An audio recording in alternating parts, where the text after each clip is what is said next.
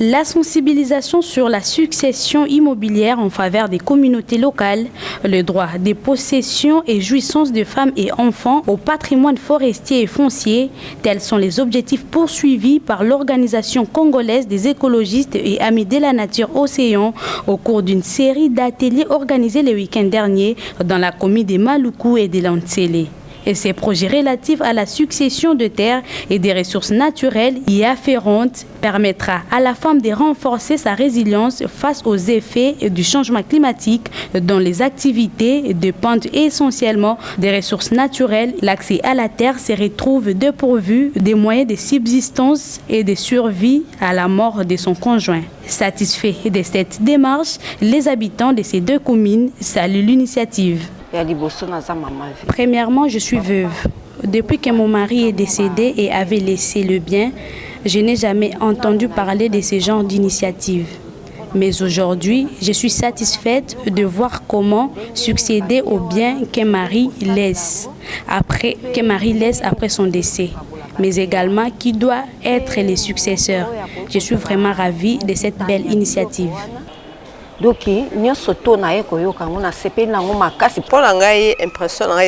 suis vraiment impressionnée de voir cette ONG venir ici.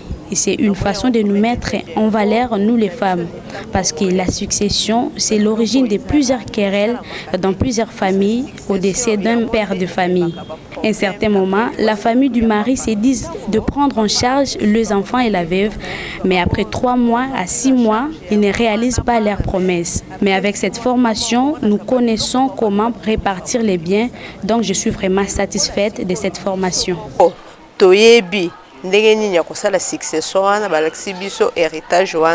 Les experts de l'ONG Océan reviennent sur la motivation dans l'organisation de ces ateliers. Prenant part à ces ateliers, les représentants de l'exécutif municipal de la commune de Lantsele et les bourgmestres adjoints de la commune de Maluku ont salué à leur tour cette belle imagination. Oui, nous avons bel et bien parlé de la succession immobilière. J'ai été consultée par Océan pour essayer un peu d'apporter mon expertise juridique en la matière. Dans le cadre de son projet avec Diaconia, il a parlé de la résilience ou comment est-ce que les communautés rurales peuvent pallier au réchauffement climatique. Nous ne pouvons pas, en tant qu'acteurs de développement, laisser cette femme de côté. Nous devons la sensibiliser, nous devons l'outiller, nous devons l'amener à connaître ses droits et d'appliquer même ses droits. Voyez-vous? Et donc cette femme-là, elle est vraiment censée apprendre comment est-ce que les choses se succèdent. Il s'est de savoir que l'intérêt majeur de ces activités est d'outiller les femmes et enfants sur le droit lié à la succession des biens fonciers afin de garantir à la femme le droit de posséder et de jouir de terres et de forêts après le décès de son conjoint.